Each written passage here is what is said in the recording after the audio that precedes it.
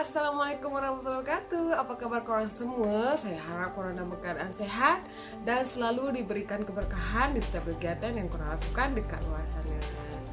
Hari ini adalah hari Isnin. Happy Monday everyone. Semoga korang semangat untuk menjalani hari ini, untuk pergi bekerja dan semangat mencari rezeki. Hari ini saya akan men-share dengan korang salah satu yang mungkin ada pertanyaan di dalam benak korang semua. Dengan hari ini saya akan try untuk explain dengan korang semua apa penyebabnya dan kenapa boleh jadi macam gitu. Oke, yang macam korang dah baca dalam di judul, pasti korang dah tahu kalau hari ini saya akan akan berbagi atau sharing dengan korang alasan kenapa orang-orang di Singapura ini banyak sangat menggunakan public transport dibandingkan dengan private transport atau kendaraan pribadi. Okey, harga public transport dekat Singapura ni tidak terlalu mahal, dia punya harga dan boleh terjangkau, apalagi untuk kita yang pekerja yang setiap hari harus keluar, harus menggunakan kendaraan untuk pergi ke tempat kerja. Jadi masih boleh dikatakan harga untuk public transport ni masih murah lah, walaupun harga sebenarnya dah naik dalam berapa peratus, tapi masih boleh dikatakan tak terlalu memberatkan. Jadi untuk sekali perjalanan atau sekali kita menggunakan public transport, maksimum untuk harga yang diorang potong dari kita punya kad adalah $2.25. Nanti untuk kadnya saya try untuk letak dekat sini macam mana kadnya. Kalau korang yang dah tahu pasti dah biasa, tapi untuk korang yang belum tahu, kad yang kita guna untuk dekat sini untuk kita pakai bus dan MRT, nanti saya akan letak dekat sini. Jadi yang alasan pertama iaitu lebih murah menggunakan public transport dibandingkan dengan private vehicle atau kendaraan pribadi. Alasan yang kedua iaitu public transport dekat Singapura ni menjangkau ke semua area. Jadi kalau dekat sini kita kalau nak pergi mana-mana tak takut lah. Macam kalau kita dekat sana kan kadang-kadang kalau kita pergi ke misalkan ke blok A, misalkan gitu kan, blok A, nanti diorang akan berhenti kat depan saja dan kita akan jalan kaki jauh lagi. Kalau dekat sini tak, dia akan menjangkau ke setiap blok-blok, tapi bukan berarti dia masuk ke dalam blok ya, tapi ke area yang dekat-dekat dengan blok kita. Jadi nanti kita akan jalan cuma dalam berapa meter gitu. Jadi memang semua tempat, sampai ke tempat-tempat yang istilahnya factory yang sunyi, tak terlalu ramai orang pun tetap ada bas gitu. Jadi memang dekat sini public transport memang semua orang pakai. Even kadang-kadang yang ada kendaraan sendiri pun diorang akan pakai sometimes akan pakai public transport juga gitu. Yang selanjutnya yaitu keselamatan lebih terjamin dibandingkan dengan kita menggunakan transport sendiri. Nanti saya try akan cari di Google angka atau berapa angka aksiden di Singapura kalau menggunakan antara kendaraan pribadi dengan kendaraan public transport. Nanti saya akan try cari dan letak dekat sini juga, dekat sini penjelasannya macam mana. Jadi dekat sini banyak sekali apalagi orang-orang tu yang sedikit trauma atau sangat khawatir dengan anak-anaknya yang menggunakan menggunakan private transport macam motor ke. Kalau kereta diorang tak terlalu ini, tapi yang paling spesifik is motor. Jadi diorang sangat takut sekali untuk terjadi kemalangan gitu. Kemalangan itu adalah kecelakaan, okey? Especially dekat sini budak-budak perempuan dekat sini paling rare atau jarang sangat kita boleh jumpa diorang boleh bawa motor.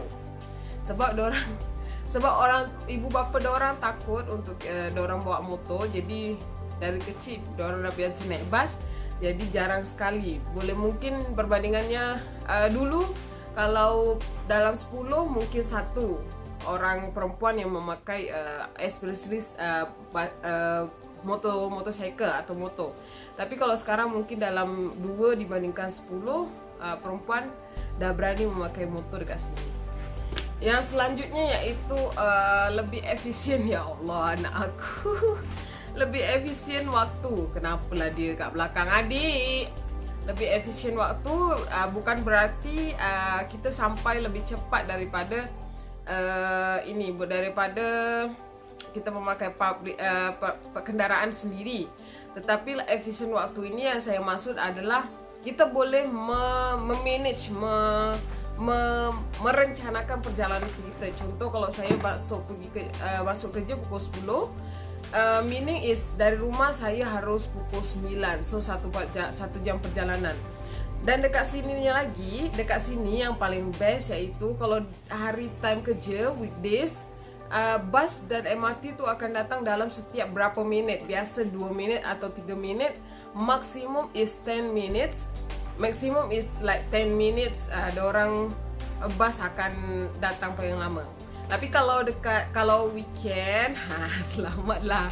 Memang bus dan MRT akan lama sebab memang tak ada orang jarang orang bekerja di waktu weekend, kecuali macam saya yang kerja dekat retail. Maka kita dekat weekend akan kerja. Kalau hari biasa kan banyak orang yang kerja office, cikgu ke apa semua yang pakai public transport macam gitu. Jadi memang datanya sekejap-sekejap, macam 2 minit, 3 minit, 5 minit. Tak macam mungkin ada sebagian saya pernah tengok video ada yang sampai dekat luar negara lain lah gitu, sampai 15 minit, 20 minit, too long lah. Okay, the last reason is number 5 reason kenapa orang sini memakai public transport, iaitu harga kendaraan pribadi atau private vehicle atau kita punya kendaraan sendiri lebih mahal. Harganya sangat-sangat mahal dibandingkan dengan negara-negara lain. Kenapa saya boleh katakan mahal? Jadi dekat sini kita kalau nak beli motor ke, beli kereta ke, dia tak harga, misalkan contoh dari kedai harga $8,000 misalkan gitu. Dia bukan kita keluarkan, kita sampai dengan kita tuh harganya $8,000. Nope, it's not big, no. Jadi dekat sini tuh ada namanya COE. Okay, COE itu adalah Certificate of Entitlement, yang berarti yaitu kelulusan bagi seseorang untuk membeli, menggunakan dan memiliki kendaraan dalam masa 10 tahun. Jadi kendaraan dekat sini dalam masa pemakaiannya adalah 10 tahun. Seandainya dalam masa 10 tahun korang tidak renew atau tak renew dia punya COE, maka kendaraan korang akan akan dihancurkan atau di scrap gitu. Walaupun mungkin kendaraan itu masih bagus, tapi akan di scrap kalau seandainya kita tak membayar COE dan kendaraan kita tak boleh jalan lagi. Jadi saya akan cuba kasih contoh yang saya maksud macam mana gambaran COE. Jadi kalau dekat sini, kalau kita beri kendaraan, selain kita wajib ada license atau kalau dekat Indonesia ada SIM, time kita beli motor tu kita akan bayar road tax is normal, macam semua orang pun bayar road tax. Yang kedua yaitu insurans. Jadi insurans pun kita masukkan sekali di dalam harga motor, maksudnya ditambah sekali ke harga motor. Jadi insurans ni kalau untuk orang yang baru pas license, dia akan lebih mahal dibandingkan dengan orang yang dah lama lulus license atau dah lama ada license gitu. Selain harga road tax, insurans, kita akan masukkan harga COE. Jadi saya akan kasih contoh harga COE. Jadi harga COE sekarang dekat Singapura is untuk kereta yang memiliki 1600 cc mesin kalau tak salah, harga COE-nya adalah untuk kereta $47.821, which is dalam 400 juta rupiah, 400 juta lebih. Nanti berapa exact currency-nya saya akan try tulis kat sini, dan saya akan try Google berapa exactnya.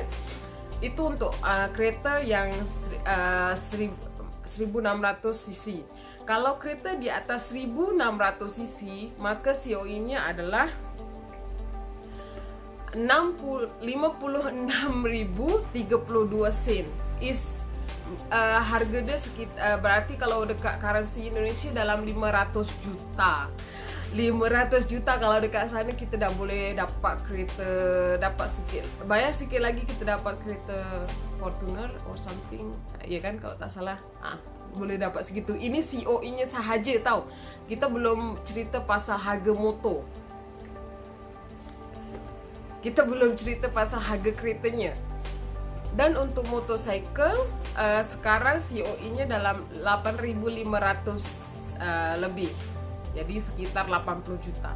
Jadi saya akan kasih contoh, seandainya harga motor dalam 8.000, contoh harga motor dalam 8.000, so kita akan tambah dengan insurans. Contoh insurans 200 berarti jadi 8.200 plus road tax. Biasa road tax dengan insurans ni diorang gak buka, contoh lah kita buat jadi 300, berarti harganya 8.300 plus COE-nya 8.500, berarti dalam 16.800 sekian.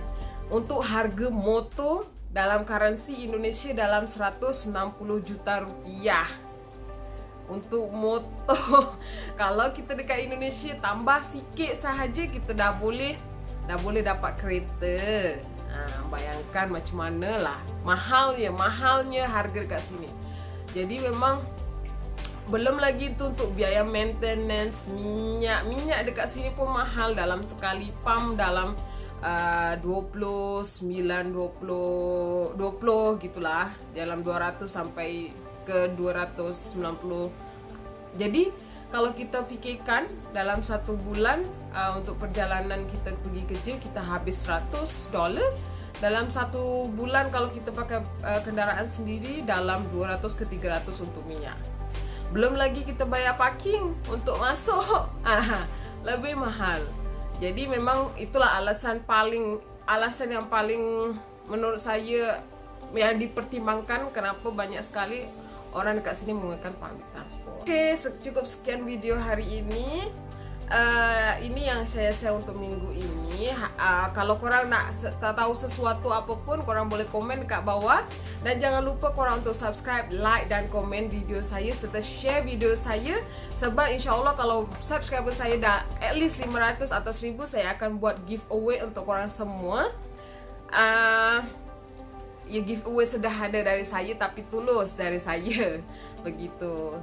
Okay, hopefully korang dalam keadaan sehat, stay safe, and see you on my next video. Bye bye. Assalamualaikum warahmatullahi wabarakatuh.